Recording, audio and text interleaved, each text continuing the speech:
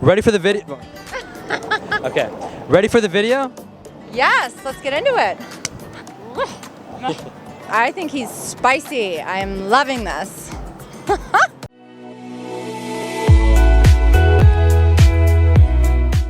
Present practice.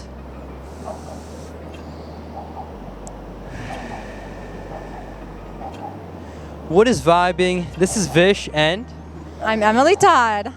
And today we'll be responding to Sadhguru's video on Women who choose not to have a child should be awarded. And today I'm here with Emily Todd. Want to introduce yourself? Sure. I'm a women's empowerment and personal freedom coach. So I work with women to break out of their self-imposed prison and limiting beliefs, and those women that are leading the lives of like doing what they should do to please their parents and their boyfriends and their boss, and they're climbing up the corporate ladder and they're bored. So I work with them to break out and live their most lives. Sweet. And where can they find you? On Instagram. That's where I spend way too much time. Emily Oriana Todd. Cool. Yeah, don't forget to check her out. All of her stuff will be down below. Before we start, we'd love to hear what you think about whether women should have children or not in the comments down below. Emily, I'm curious. Before we get into the video, what do you think about this topic right now? I was honestly very excited when you told me the topic, because I think there's a lot of pressure on women to have kids, and there's a lot of people that believe that women who don't have kids, there's something wrong with them. People are always asking, I'm 33, when are you having kids? When are you getting married? And it's like, stop asking me that. That's not my only purpose in life. So I'm very excited for this video. Well, with that, let's get into the video. So what are the arguments that you would give for a woman who doesn't want to bear a child? She needs to be awarded. We are ensuring that our children cannot live well on this planet by producing more children.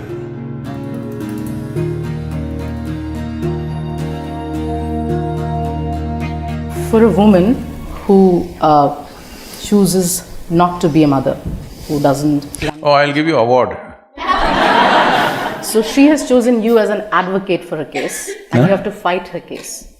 So what are the arguments? I'm sorry, I didn't get that. So there's a woman… Yeah, she who doesn't want to have a child. Be a mother, and she's chosen you as an advocate for her case, and you have to fight her case. So what are the arguments that you would give for a woman who doesn't want to bear a child? I said she needs to be awarded. I've already announced in India, young women who are capable of childbearing chose not to do it, we will institute an award for them. Because right now the greatest service you can do in the world is, you are not extra-populating this planet, okay? If suppose you were a tiger woman, I mean to say a female tiger, then I would have encouraged you, please breed, please breed. Because it's an endangered species. Well, see, we are not endangered. Wherever you go, there is a crowd.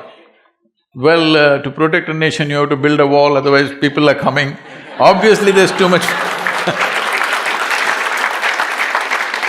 obviously, there is too much population everywhere, isn't it? So, this is something we need to look at in a very fundamental way. This is happening because the need is inbuilt. The reproductive need is a very inbuilt need. Whatever arguments they have at one point, the body dictates. Fortunately, there's a lot of pain and stuff involved. Otherwise, I don't know what would have happened. So, this need, if one has to transcend, instead of forcefully putting it down, if your identity naturally shifts beyond your biological self, you will see these needs will completely disappear. Right now, I want people to understand, what you're looking for is not a child. What you're looking for is involvement. Right now, your problem is, you simply cannot involve with people unless they came out of your body. Your identity of biology is so strong, you can't simply include these people as yours. Oh, this one came from my body, this is mine. This is because you're trapped in your own biology, that's all it is. Why should it fall out of your body? Not necessary. Human being has the ability, this is an animal instinct. This instinct is needed for the survival of the race, of course. But now the survival of the race depends on consciously controlling the population a little bit from the beginning of 20th century. So Emily, what do you think so far after watching this? I think he's spicy. I'm loving this. Was there anything that kind of stuck out to you or that you connected with especially? Yeah, I liked how he was saying that in order to, at least this is how I understood it, that in order to connect with humanity and feel purpose and joy, it doesn't need to be having a child necessarily, that to have that deep love and purpose. You don't need to necessarily give birth because we can love all of humanity. And he made the excellent point that overpopulation is a problem and is indeed not ultimately good for all of us if we're all having a ton of kids. So I thought that was interesting. Great point that you made right there, and with that, Let's get back into it. In 1910, our population was just 1.58 billion. Let's say 1.6 billion. Today we are 7.6 billion. By 2050, they're estimating we will be 10.3 billion. When it's 10.3 billion, I don't want to be around. Hello? I want you to just imagine another 50% rise in the world's population. You can imagine what all problems you will face. We are ensuring that our children cannot live well on this planet by producing more children. It's very, very important. We must understand why this has happened is not just because of unbridled reproduction. No, that is not true, it's controlled. It is simply because our life expectancy is extending itself, it's fantastic. For example, in India, when the British left India, our life expectancy was 28 years. How many of you are over 25? 28, I'm sorry. So you're all dead. That's what it meant, I want you to understand, 28 years. Today it has reached 70. It's a phenomenal achievement in 70 years of independence. So, when we take death into our hands, should we not take birth into our hands? I'm not propounding any philosophy, I'm just talking simple arithmetic. Hello? When we take death into our hands, should we not take birth into our hands? If we don't do that, if we do not consciously contain our population, nature will do it to us in a very cruel way. You want to wait for that day? You can. But being human beings, it'll be nice if we do it consciously, isn't it? so Emily, after watching that, what do you think? I think that was very interesting. I think I'm a little confused. That part where he said, if we were to take death into our own hands, we can take birth into our own hands. What did you think he meant by that? So that's a great question, Emily. Basically what I think he was getting at was how in certain countries, even in general, right, the life expectancy on the earth has increased. Yep. And that's because we've taken death literally into our hands in the sense that through scientific advancement, better hospital care and so on, it's just increased, or the day we die is just gone further away. But now what he's saying is that we've taken that into our hands, but we haven't really taken into our hands the birth, in the sense that, sure, care has improved for birth too, but I guess overall, to keep it more straightforward, we just haven't been conscious about the births. People are just populating like crazy. Yeah. And so the way we take care of death in a conscious manner, we should take care of the birth. Does that make sense? That makes sense. Yeah. So we're living longer, so that's going up, and then births keep going up, so then there's just like too much of all of us now. You nailed it. No, that was literally it. It's literally just all about being conscious, balancing that out. And yeah, with that being said, was there anything that you connected with strongly or that you really just agreed with? I think towards the beginning, like I said, and I think, again, I took it more for my own self, just that birth doesn't necessarily need to be the objective of our lives as women. It is a beautiful thing and is the right thing for so many women, but it doesn't need to be all of our focal points and be our sole dream and goal in life to have kids.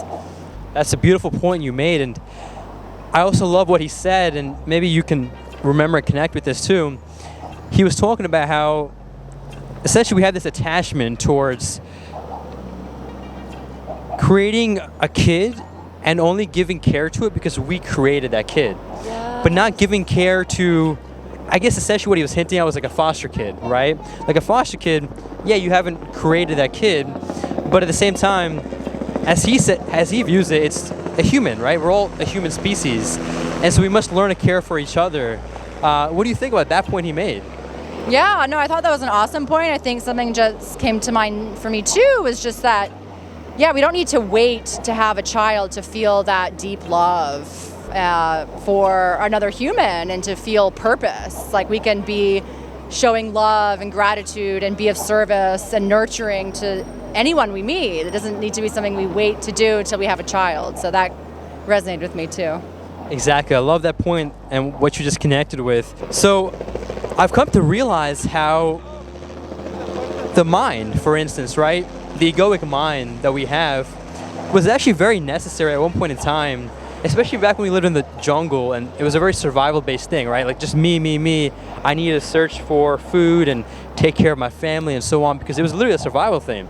But now we reached a point where, at least most of us, I'm not going to speak for everyone, the mind is a great tool, but we've still become so attached to it that we rely so heavily on it, but it's not as needed to even think. I mean, the thinking is great, but just like technology, it's not a good or bad thing, but when used in an unconscious way, it can be destructive. Yes. And so with that being said, I think the same principle applies to even having kids. It's a survival-based instinct to have kids, but now, literally as he says, our overall humanity survival is based off of having lesser kids, not more kids. Yeah, no, that's a great point. And just when you said that, I thought of other kind of ineffective strategies we have that are left over from when we were living in caves. Like the fear, right, that we feel so often from our egos, our minds, like, because we came from survival and like something's going to kill us over there behind the bush, or so we are always in survival, and we still carry that with us today, right? In a lot of ways, we have so much fear because we're trying to survive, but we actually look around and there's not that much to be afraid of. It's not going to kill us. There aren't, there's not a bear behind the bush here in New York City. Exactly, and I'm curious because this is a topic that I've always wanted to explore, and I'm still exploring right now. What does the ego mean to you? Oh, that's such a good question. To me, I equate the ego with the mind and a set of conscious and subconscious belief patterns. I love that. And I think I very much resonate with what you just said. I mean, a lot of these things are outdated. We just haven't let gone of what is, really just needed right now. Yeah. And I guess before I share my perspective on this, I'd love to hear, what do you think is the way to go now, based off of what he said, based off of the experience that you've had on this topic and so on. What do you think the solution is to this? To overpopulation? Overpopulation, or just maybe overcoming the ego, for instance. I know these are very big questions, but yeah. I guess with the experience that you have, what do you think about the solution, if there is one? Oh, it's a big question. For me, if it's overcoming the ego, that's a lifelong journey that I'm on, that I'm sure you're on, we're all on, but it's really connecting, for me, with my heart energy, getting out of my mind as often as I can and into my heart, because that's where I believe our truest essence and power is, and I believe there's no greater power and consciousness and wisdom than what comes from your heart. So I know for you it's meditation, for me it can be physical movement and breath work and even dancing, but like just getting out of our mind and those like neural pathways of fear and judgment and anxiety, and just dropping into our hearts, because there's really, as we were talking about Eckhart Tolle earlier, there's really not that much wrong here and now, the power, here in this moment. It's beautiful and it's perfect. So as much as we can get out of here, freaking out about the future and the past and whatever, everyone's opinions, just like stay here. Beautiful. I think that was a great way to wrap this up. I love, what you had to share with this audience that we have here, and I think the wisdom was honestly just bouncing left and right. I mean, from Sadhguru, from you, hopefully from what I had to share, and I want to appreciate you for being here today, and appreciate you all for watching, and would love to hear what you think about this topic, and maybe even just some of the questions I asked Emily about how do you overcome the ego, or how do you solve overpopulation, in the comments down below. And don't forget to check out Emily Oriana Todd on Instagram.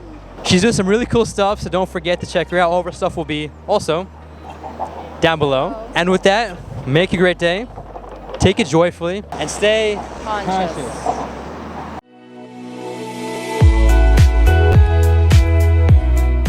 Awesome job. Thank you. That was fun.